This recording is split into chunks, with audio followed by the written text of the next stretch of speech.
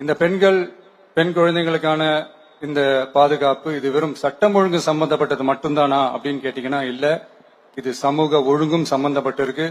சமூக ஒழுகல தனி மனித ஒழுங்கும் சம்பந்தப்பட்டிருக்கு. தனி மனிதன் ஒழுங்கா இருந்தாலே அந்த சமூகம் தன்னால மாறும். ஒரு கட்டுப்பாட்டோட ஒரு பொறுப்பா இருந்தாலே இது மாதிரி பல பிரச்சனைகளை நம்ம கண்ட்ரோல் பண்ணலாம். படிக்கிற இடத்துல, வேலைக்கு போற இடத்துல, டிராவல் டைம்ல, ஆனா டெய்லி லைஃப்ல பயம் இல்லாம மரியாதையோட நம்ம பெண்கள் வாழணும். அதுக்கான ஒரு அட்மாஸ்பியரை நம்ம கிரியேட் பண்ணணும். அதுதான் நம்மளுடைய ஃபர்ஸ்ட் டார்கெட்டு. இவ்வளவு நேரம் நான் இதெல்லாம் ரொம்ப சாஃப்டா சொல்லிட்டு இருந்தேன்.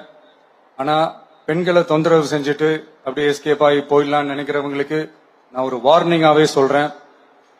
பெண்கள் பாதுகாப்பை டிஸ்டர்ப் பண்றவங்க யாரா இருந்தாலும் அது சகிச்சுக்கவே முடியாது. அவங்களுக்கான தண்டனைக்கான அந்த நடவடிக்கைகள் எல்லாமே போலீஸ் டிபார்ட்மெண்ட்ல இருந்து ரொம்ப கடுமையான ஒரு தண்டனையா இருக்கும். கடுமையான ஒரு நடவடிக்கைகளா இருக்கும். அந்த தண்டனை அவங்களுக்கான அந்த சார்ஜ் ஷீட் எல்லாமே ரொம்ப ஃபாஸ்டா ஸ்பீடா அது செயல்படுத்தப்படும். என்ன ஒண்ணு, அந்த ஸ்பீட்ல நிரபராதிகள் யாரும் தண்டிக்கப்பட்டிருக்கூடாது. இதையும் காவல் அதிகாரிகள் மைண்ட்ல எடுத்துக்கணும். தப்பு செஞ்சவங்களுக்கு மட்டுமே அந்த உண்மையான கடுமையான தண்டனை கோர்ட் மூலியமா வாங்கி தரணும். அப்பதான் அதை பார்த்து தப்பு செய்ய நினைக்கிறவங்களுக்கு கூட தப்பு செய்யக்கூடாதுன்ற அந்த ஒரு பயம் வரணும்.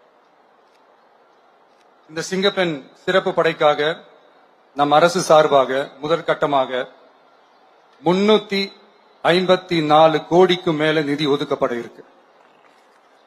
இந்த திட்டத்தோட இரண்டாவது கட்டமா இந்த படைக்காக மட்டுமே 2500 புதிய பணியிடங்கள் உருவாக்கப்பட உள்ளது.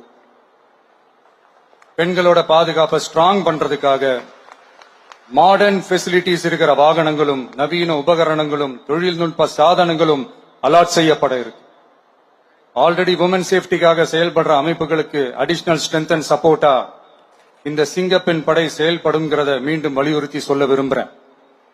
பெண்களுக்கு எதிரான குற்றங்கள் நடக்கிறதுக்கு முன்னாடியே அதை தடுக்கிற காவல் நடவடிக்கையில இந்த படை முக்கிய பங்கு வகிக்கும். ஃபீல்ட் ஒர்க்ஸ் அண்ட் பிரிவென்டிவ் ஆக்ஷன்ஸ்ல இந்த படை ஈடுபடுறதால அனைத்து மகளிர் காவல் நிலையங்கள் எல்லாம் வழக்கு விசாரணையிலும் குற்றவாளிகளுக்கு தண்டனை வாங்கி தர்றதிலையும் இன்னும் அதிக கவனம் செலுத்த முடியும்.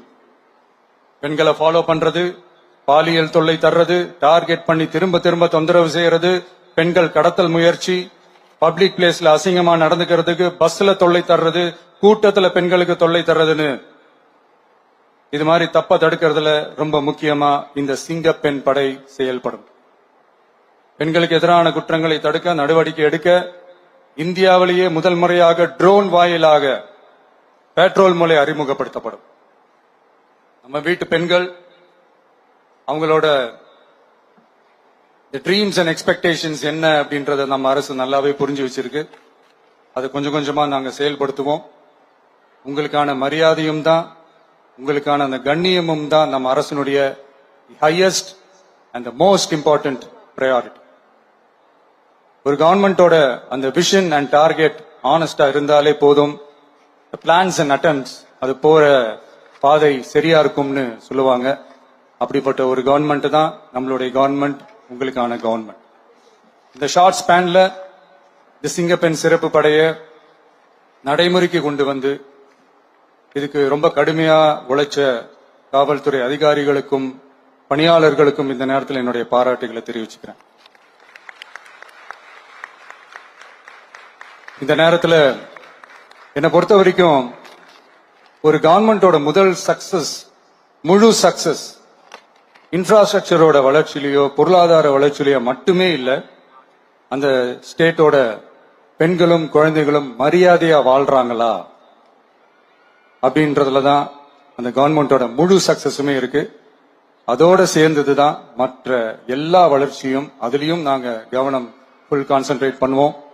கான்பிடென்டா இருங்க, நல்லதே நடக்கும், வெற்றி நிச்சயம். மீண்டும் சந்திக்கும் வரை நன்றி, வணக்கம்.